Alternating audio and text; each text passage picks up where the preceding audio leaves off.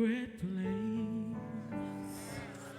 of the Most High God shall abide in His grace.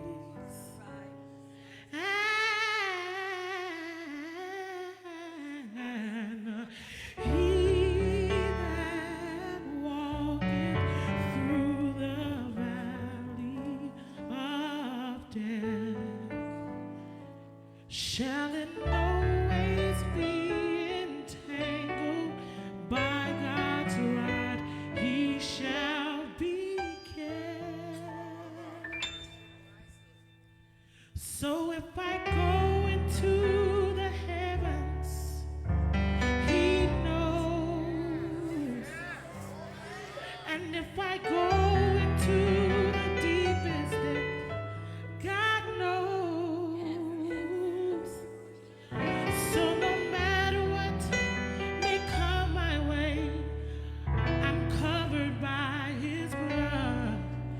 Even when Satan seeks to rage, by God's hand I remain safe.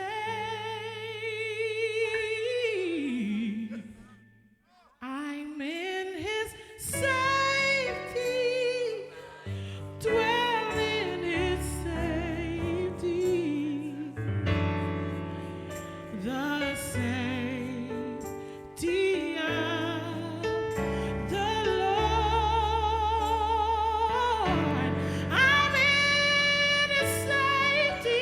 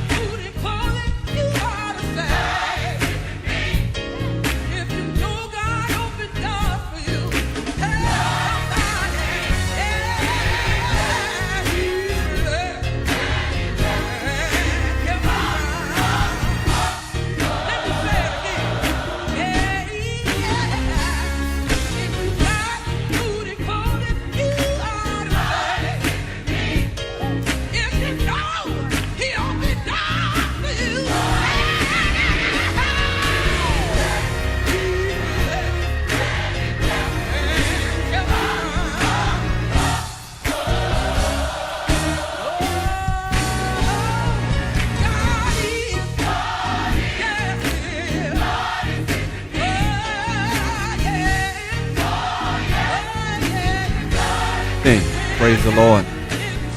Good Wednesday evening to you, and oh, what a great day today has been. I tell you, I have experienced, and I know it's your testimony also, the presence of God, His glorious presence today in so many different ways at so many different times. And today was just an illustration of God is a merciful God. He's a just God, but He's also a merciful God. And today, hopefully we are getting a sense that God, His grace and His mercy is definitely on this nation and the people of this nation. And so we rejoice because of there's a different temperature today. There was a nice calming presence today, and we want to give God glory, honor, and praise. I promise you we'll return to that selection. DJ Allen is all set, and Allen drop that on him as soon as this is over. I don't want anybody texting or writing in that they wanted to hear all of that selection, but we'll definitely get back to that. But again, good to see you, good to be with you tonight to study, as always, and thank you so much, members of this church, for welcoming all of our friends who tune in on Sunday, Tuesday, and even on Wednesday night. So thank you so much and welcome. Hopefully you'll be with us throughout this series. We're going to walk through Psalm 91, line by line, precept by precept, verse by verse. We want to get a sense of what does it mean? What did the writer have in mind when the writer pens these promises of God's protection then, now, and always? Or, again, as we lifted on last week, is this universal truth? Is it for a particular people, a nation? What do we have here? And so that's why we want to study it in context. And we want to begin tonight by answering the question, where is my hiding place? Where is my hiding place? And I want to give you the tools.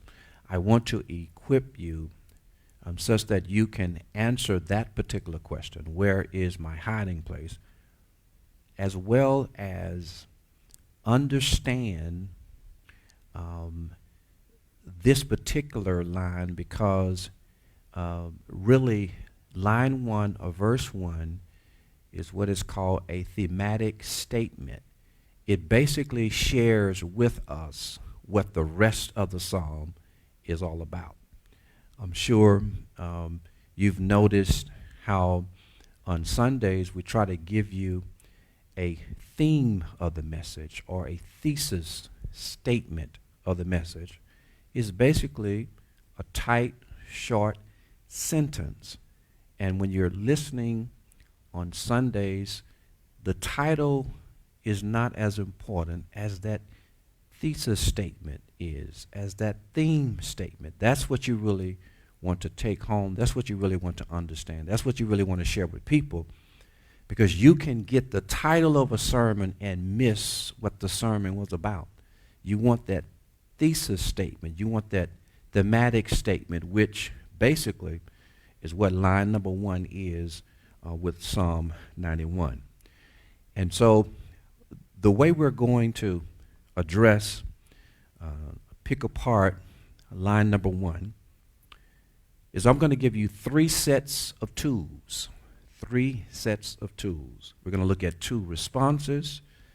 We're going to look at 2 metaphors. We're going to look at 2 names. And then for the sake of application and even interpretation, I'm going to raise 2 questions that hopefully will answer the question. As a result of looking to these other 2s, then you will be able to answer the last 2 questions. So let's get right at it. The 2 responses. And we first want to begin by reading line number 1. Hopefully you have your Bibles. You open your Bible. We're going to put it on the screen for you. I think we're going to have the handout or whatnot provided for you. Great. Thank God for the media team, admin team. But let's listen to the first line, and I'm reading from the English Standard Version. He who dwells in the shelter of the Most High will abide in the shadow of the Almighty. He who dwells in the shelter of the Most High will abide in the shadow of the Almighty. Now, if you can recall, on last week we talked about, why was it written? And one of the responses was, this was someone's testimony. So the writer here says, anyone who dwells in the shelter of the Most High will abide in the shadow of the Almighty. So here's one of the reasons why we answered that question in terms of this is someone's testimony. This is someone who knew God. This is someone who knew Yahweh. This is someone who had walked with him. This is someone who had trusted him. This was someone who is not talking about what they heard about God. This is one who is literally telling us, revealing to us what he knew about God. And so these are two responses. The first is to dwell. He says, the one who dwells. Okay? And to dwell, of course, it is to remain. It is to stay. It is to tarry. It is to endure. Okay? This is no casual relationship. This is no drive through. This is no ride by. Here is one who is with, one who has laid roots, one who has dug in. It suggests basically continuance and permanence. And so the writer here says, the one who dwells. Okay? But then there is another word here that we want to deal with, because here again it speaks of this person's testimony. This person, this individual not only dwells, but let me say a little bit more about dwelling before we move to the actual resting or abiding. Okay, when Jesus says to us in John chapter 6, verse 56, let's look there. This word, this sense of the word, is mentioned there when he is talking to disciples then, now, and always about the importance of remaining, staying put, dug in, being one with him. He said in John chapter 6, around verse number 56, Jesus says these words, "Whoever feeds on my flesh and drinks my blood abides in me, and I in him." There again, Jesus here is nothing casual. Jesus is not talking to the people who wanted something from him but did not want him. Jesus here is talking about deep, close intimacy. He is talking about fellowship. He is talking about oneness. He is talking about being attached, not someone simply hanging on to, but he is literally talking about being one with him. But then also in the 15th chapter, Jesus also mentions this particular concept, this dwelling. In the 15th verse, when he speaks agriculturally, he's using the agricultural sense of growing, and he talks about vines, and of course he's talking about pruning and all of that. He says in verses 7 and 8, "If you abide in me, and my words abide in you, ask whatever you wish, and it will be done for you." By this my Father is glorified, that you bear much fruit, and so prove to be my disciples. You know, Jesus here, listen, he's talking about, listen, no relationship, no roots. Okay? No roots, no fruit. Tree is known by the fruit it bears. Attached results. One with me, people will see me in you. I mean, all of that. Here's what Jesus is talking about here. And so, when we get back to what the psalmist is saying here, this is not some casual, long distance, what I heard about God. No, this is someone who is with God, who is in touch with God and touching God. So, two responses. The one who dwells, but then he also goes on to say, and then he says, will abide. Okay? This word abide, some translations say will rest. And of course, here, what the writer here is basically talking about is lodging. It's lodging. Let me see if I can give you an illustration of this. If it's raining outside, but you are inside, you'll stay dry. Okay? That's deep, isn't it? If it's raining outside, but you're inside, you'll stay dry. Right?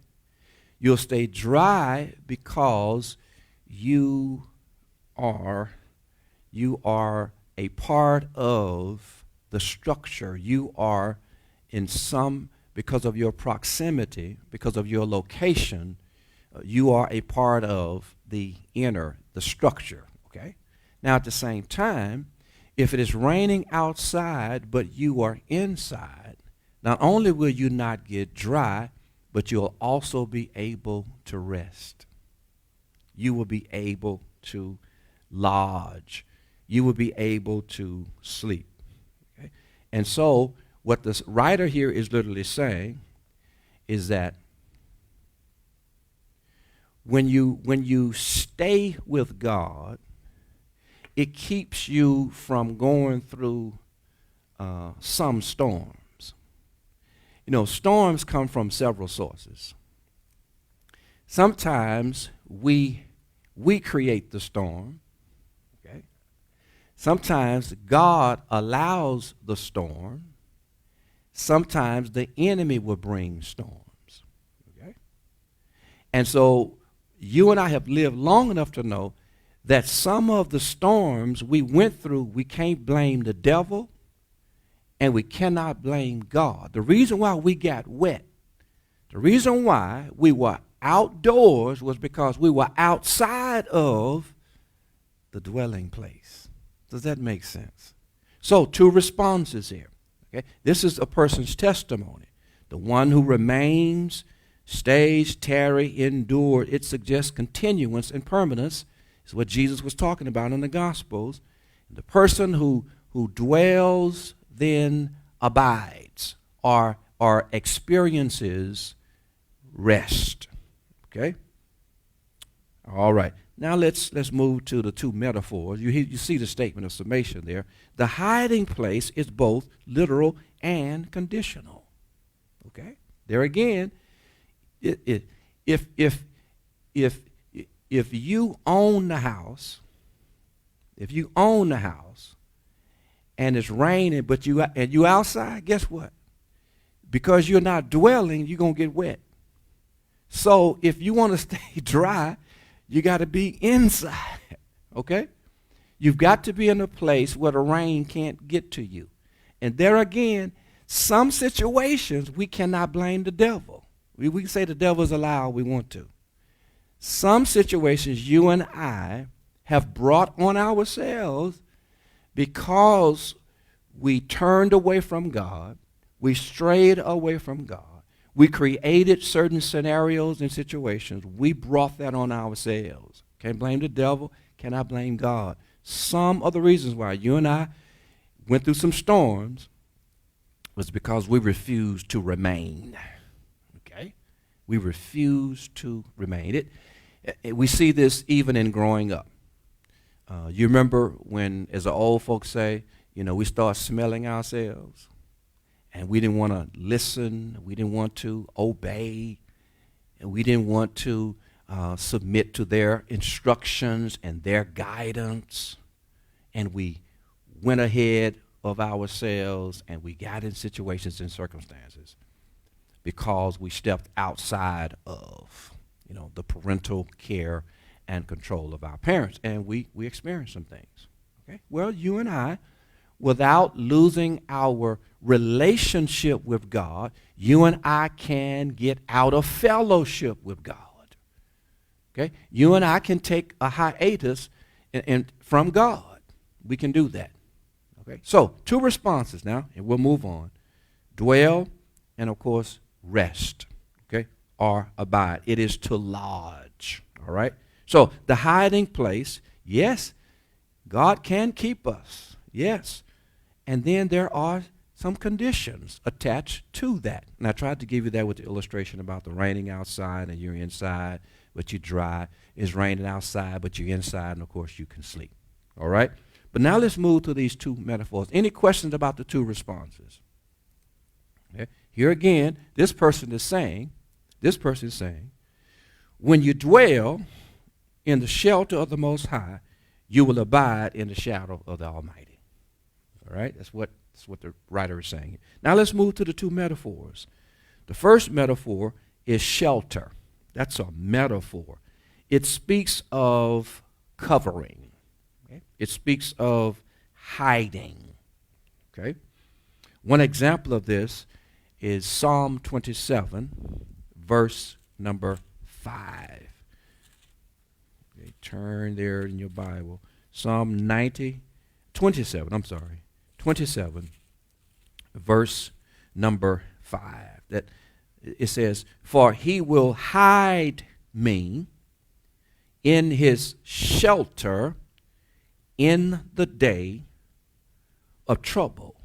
He will conceal me under the cover of his tent. He will lift me high up on a rock." Okay. And here the writer there, as well as Psalm 91, is speaking metaphorically. Okay? Metaphorically. Also, you look at Psalm 31. It's going to make sense in a second. Psalm 31, line 20. "In the cover of your presence, you hide them from the plots of others. You store them in your shelter from the strife of tongues." Okay. Now here, what the writer is saying as it relates to a shelter, okay, the shelter is not necessarily the place you want to be, but where you want to be is wherever God is. And so the presence of God is what we are after. It is what we rely on. It is what we long for. It is the very presence of God that makes the temple the place where we want to dwell.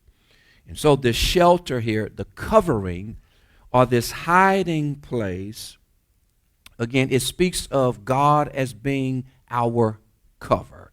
It speaks of God as being our hiding place, our secret place. You remember when the children of Israel, that last plague, that 10th plague, the death of the firstborn, and they would get instructions that they would take the blood, okay, of the lamb, and what they would do with that blood. They would take the blood and they would cover it. They would sprinkle it up on the doorposts. Okay? Okay? And when the death angel would see the blood, okay, the death angel would continue. The angel would not stop there. It was like a covering. Okay? And so here, speaking metaphorically, the psalmist says that God is my covering. Okay?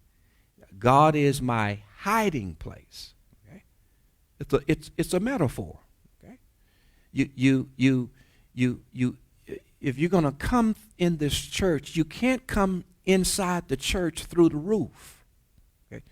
The roof keeps what's outside, and in keeping it outside the way it is designed, it keeps it from coming inside. The only way you're going to come inside the church is that you've got to use these designated places for entering. Right? So God, nothing can come to you unless God allows it. Okay? He is our covering. He is our hiding. So that's one sense, shelter. But then the shadow here, and I want to give you a picture here. It references, when the writer here is talking about the person who dwells in the shelter of the Most High will abide in the shadow.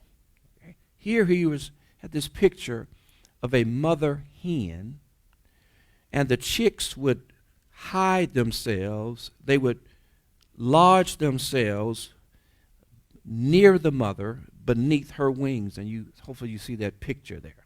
Okay? That gives us a sense of how near we are to God, as near as those chicks are to their mother. Those chicks are near to their mother bird. That's what the writer. That's the picture there. That's the imagery he's referencing here. And we also hear this in other places in the Bible. I want to give you one other such place. It's what David talked about, Psalm 17. Psalm 17, verses 8 and 9. Turn there. Psalm 17, verses 8 and 9. Okay? David says here,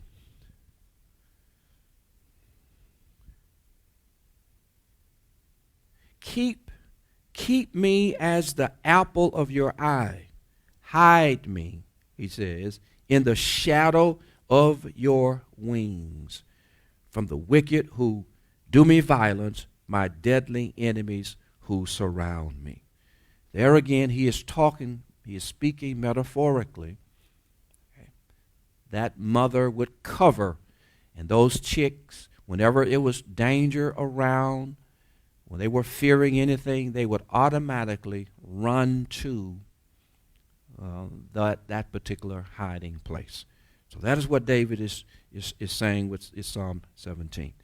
Now, this statement of summation, as it relates to these metaphors, shelter and shadow, we can have the intimacy of God's presence, which is secure communion with Him. We have to know that. We have to know that. That we are safe with God. It does not mean that nothing can happen to us. It does not mean that no difficulty, no trials, no danger can befall us. It does not mean that. What it does mean, however, is that God is with us, and that we are always safe when we are with God. Now here again we're going to raise these questions now. What it means to literally be in deep fellowship and communion with God. We're going to talk about that, okay? All right. Well, we'll say more about that. Now we're going to give you the two names. We talked about two responses, the dwelling, so the person can rest. The metaphors, you have the shelter or covering, and then the shadow, the protection. But then you have these two names. Notice in line number 1, there are two names here for God. The first is Elyon, the Most High God. Okay. Now here, when we hear this particular name, this particular title, God referenced himself over 36 times. by this particular name. Here it speaks of God as being the possessor of heaven and earth, which means he owns everything. Okay? Everything is in his possession. It belongs to him. He created it. It all belongs to him. And so the psalmist says, the one who dwells in the shelter of the one who owns everything, okay? He doesn't just own me, but he owns everything that would seek to do me harm. So he owns everything, okay? He is the possessor of all things. That's the God that the psalmist is referencing here. But what does that mean? What does that mean? Here again, I mentioned this at noonday, when Jesus says, I hold you in the hollow of my hand and all devils cannot pluck you out. Did those disciples know persecution? Yes, they did. Did those disciples know torture? Yes, they did. But did they lose their possession? Did the Lord lose them? No, he did not. No. There was nothing that happened that God was not aware of. There was nothing that happened that God could not handle. There was nothing could stop God's ultimate perfect will in using those servants to give birth to the early church, for the gospel to spread. And oftentimes, in order for the gospel to spread, somebody had to sacrifice. Someone had to be the sacrifice. Did we not see that in just the other day when we were celebrating the life, legacy of a Dr. Martin Luther King Jr.? Did we not see that? And the list of such individuals who gave their all, they were the sacrificial lamb, so to speak. You know, yes, many. And so here, the psalmist references the Most High God. He is Elyon. That is, he possesses everything. He is the possessor of heaven and earth. Psalm 121. I will lift mine eyes towards the hill. Where does my help come from? My help comes from the Lord who made heaven and earth. All right? But then he also gives us another name here, and that is Shaddai. Shaddai, Almighty. Okay? So here is the God who owns everything, but then as the Almighty, he can supply everything. There is nothing that God cannot supply. Okay? God has access to everything, and he doesn't have to go get it in order to receive it. He possesses it. Remember, he is the possessor. So God supplies everything because he is, or it is his supply. So the thought is that of provision. So here, the psalmist says, listen, I am going to dwell, I am going to have rest, because I am remaining, I am tarrying, I am with the one who owns everything, and I find rest because the one who owns everything gives me everything I need. And that's what the psalmist is talking about here. That whatever he needs, God has it. And whatever he needs, God has it, but God also has him. Again, God is the possessor. And here he is talking about this nearness, this oneness in terms of his relationship. Well, let me move on with a statement of summation. God isn't just a living God, but a giving God. Okay? The one who possesses everything also provides everything. He can provide whatever we need in order to live for him, represent him one day at a time. Any questions so far? Okay. All right. So let's move to the two questions. Two responses. Okay. Dwelling and abiding. Two metaphors, shelter and shadow. Two names, Most High, Elyon, Shaddai, Almighty. But then there are two questions. Two questions. First question is, are you living in close relationship with God? When you look at the words and what they mean, again, to remain, to stay, to tarry, to endure, it suggests continuance and permanence. Is there any distance between you and God? Is there any space between you and God? Is someone or something between you and God? Are you close with God? Are you in fellowship with God? That is the question that you and I have to address, because this individual was giving their testimony. The one who dwells in the shelter of the Most High shall abide in the shadow of the Almighty. There is nothing between this individual and God. That's what this individual is saying. No distance, no individual, no thing is between this individual and God. Okay? So that's the question that you have to answer. That's the question I have to answer. Are you living in close fellowship with God? Number two, do you trust God and cling to God in all circumstances? Do you trust God and cling to God in all circumstances? Okay. When we wake up in the morning, do we just go about our daily rendezvous in our own strength, our own agenda, or are we leaning and depending on God to make it through the day?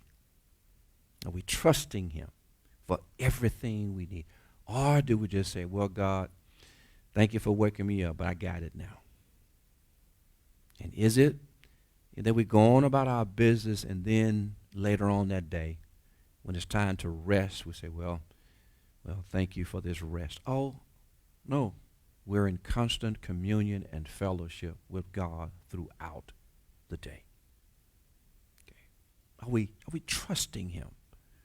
Are we clinging to him for every step, for every breath, okay, every blessing? That's what this right. Again, this is his testimony. Again, let me read it. He who dwells in the shelter of the Most High shall abide in the shadow of the Almighty.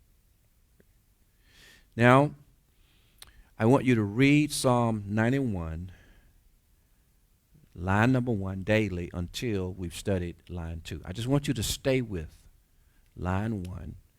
I know you're reading some other things devotionally, but I want to add this to your list. Read it now that we have a bit more insight. We have a greater sense of what the writer is saying. I want you to read it now. Read it with emphasis.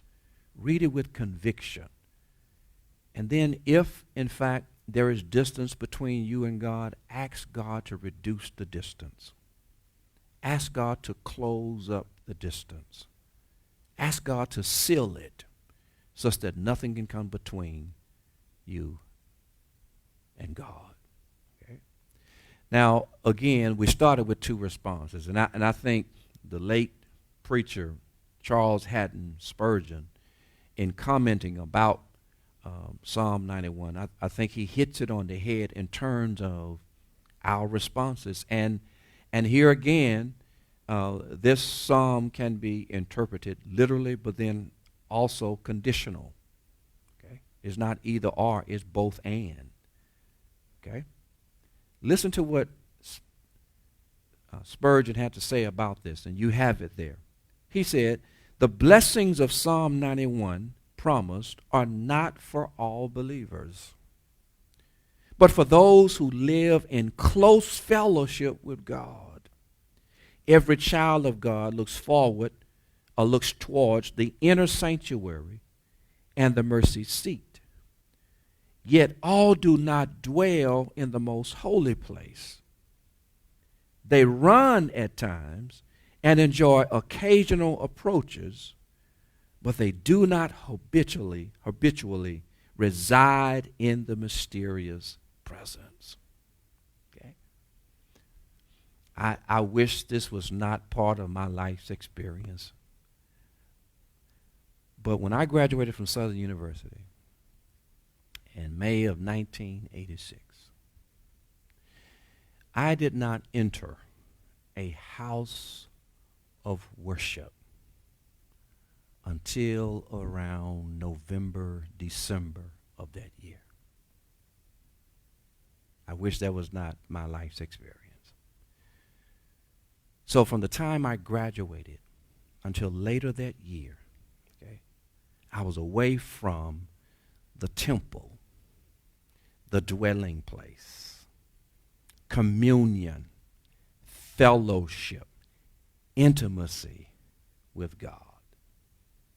Now, along the way, I'd got myself in several jams. And when I got myself in the jam, I remembered where to run. And I ran to him. And because he is a just and merciful God, he didn't leave me. But there were definitely times where I created distance between God and myself.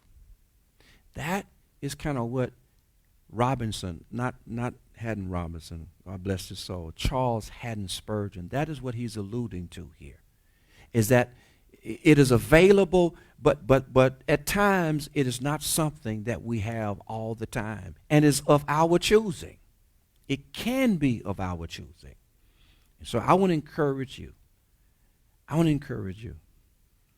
you living in close fellowship with God? If not, you can. Do you trust God and cling to God in all circumstances? If you're not, you can. Starting tonight. Starting today. Okay.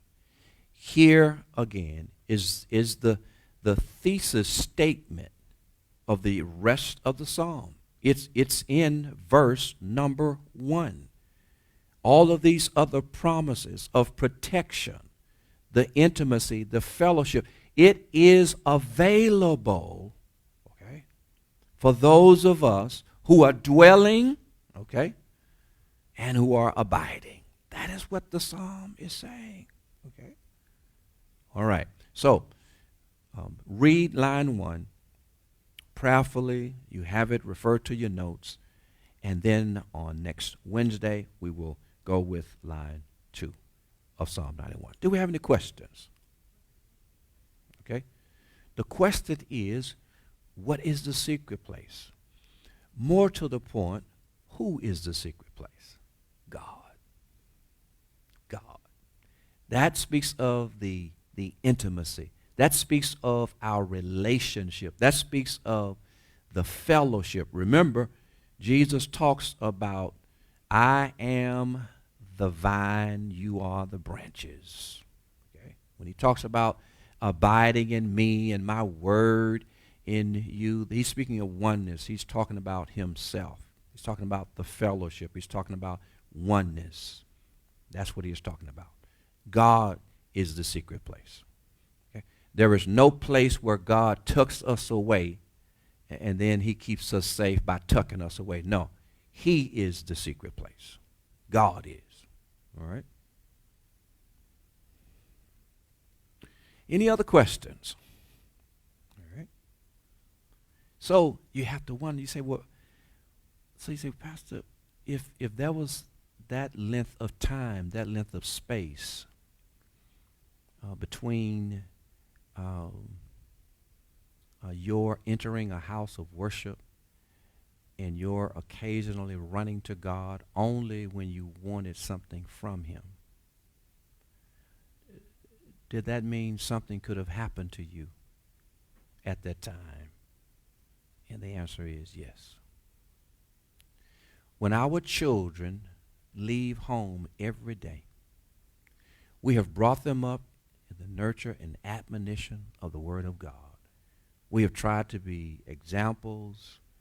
We have provided models of what men and women live like and what their lives look like when they love God and love his people. And yet we can provide that type of environment for our children, but we can't make them try or trust the God that we have lived out before them. They have the freedom to pick and choose how they're going to live their lives. And when they leave that house, they make choices and decisions based upon their own thinking, their own doing, their own desires, and the same is true of us. We make our own choices and decisions. And yet, whatever happens to them, they don't stop being our kids when it happens to them. They are still ours. And we respond in ways that demonstrate those are our children. But at the same time, just because they have a relationship with us, it does not mean that they're going to make choices and decisions that reflect the type of home environment, the type of teaching and all of that they've been a part of. It does not automatically mean that. Okay? And so yes, and here God, this is how we know God is a God of grace. God is a God of mercy. And God is a faithful God. And so here again, that's why it is so important that we observe, we evaluate the nearness, the fellowship, the closeness of our relationship with God. We need to monitor that. We need to make sure that that's our number one priority, being in communion and fellowship with our God. And we're not doing it so that nothing will happen to us. No, we're doing it because we love God. And we are inspired and we have this desire that we did not create of our own doing, but God created it within us. And so, as someone said, Psalm 91 is a cheerful, trusting statement. We're excited about this reliance. We are excited about this relationship that we have with God. It's comforting. It's inspiring. And it sustains us. Okay? So, any more questions? All righty. The time now is 7:50. I wanted to let you go at 7:52, so I am on point. All right. Have a good night. Prayer call tomorrow morning at 6:30. Love you. God bless. DJ Allen, release. There we go.